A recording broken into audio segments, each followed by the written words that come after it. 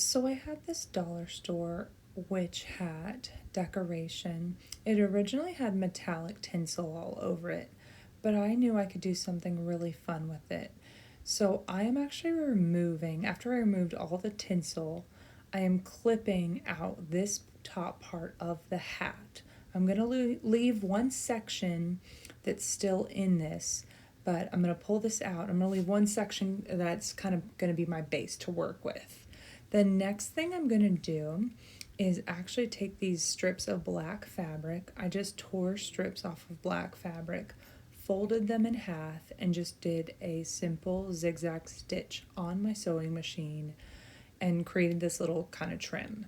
And really, I'm just doing this to cover all the areas that had the bumps. And I'm going to go the whole way around the outside and everything. So the next thing I'm going to do is actually create some Halloween florals. There are some Halloween florals that are out in stores, but if you aren't able to find any in the sizes or the styles that you like, you can just take regular florals, black craft paint, and paint them. It's going to take a decent amount of paint, and you can certainly spray paint them. That could be a quicker way to do it, but I really am just playing around with this technique. So I wanted to completely cover the white, but the green parts, the little greenery parts here, I actually didn't mind if there was green showing through.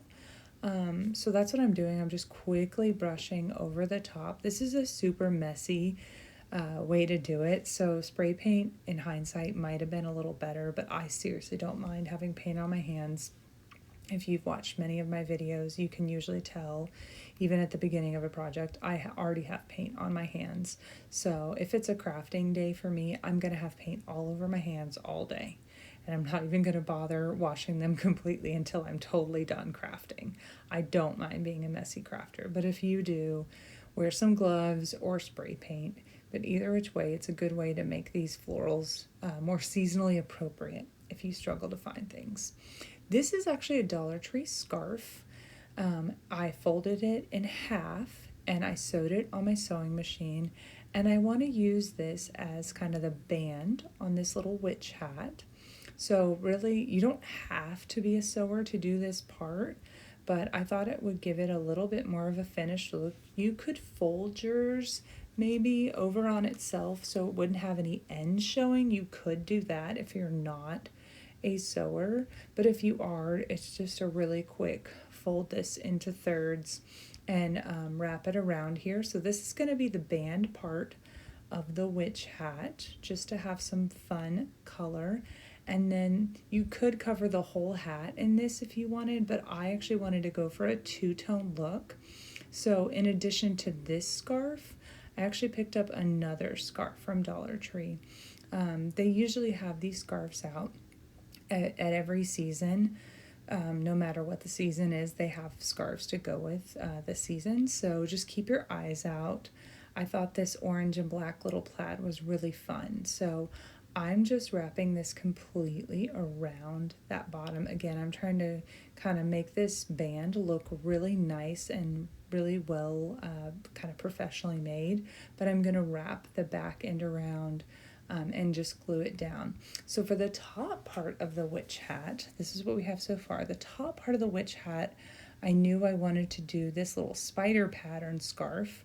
And as you can see, these scarves are really small. So I'm just, so you can't do something super wide, but I knew that I could pretty easily figure out how to attach this. And that's really just flipping it over on the back side, kind of getting the right size that I need, and then taking glue. But what I realized is just you kind of have to play with it and work slowly. I have this video sped up a bit for y'all, but you're just going to take glue and go around the outline and then glue it down. You don't need a lot of glue, and just kind of push it down a little bit. Make sure that it looks centered and straight. Since this fabric is super lightweight, it might shift on you, so just be careful as you're gluing. But it really is pretty simple to just get that down and have it fairly tight. You can see I'm kind of trying to push out to the edges just a little bit to make it kind of taut in the middle. and making sure I have a really good seal. So that is the top part. And then I'm just going to cut this excess off. I'm going to cut as close to the edge as I possibly can. And I end up kind of going back and cleaning it up a little bit, but that's just a really good start, is just going down here. So now you have kind of that two-toned witch hat going on. And like I said, it could be a single fabric if you want, and any kind of fabric. It doesn't have to be a Dollar Tree scarf. It's just those were easy to find, and that makes it super inexpensive. But you could do anything you want truly here with this. So I'm just going to secure the bottom part of this just because I like the backs of my projects to be pretty neat too. So that's what I have. I realized after a while that the bottom, the very bottom part of the witch hat really needed to stay open.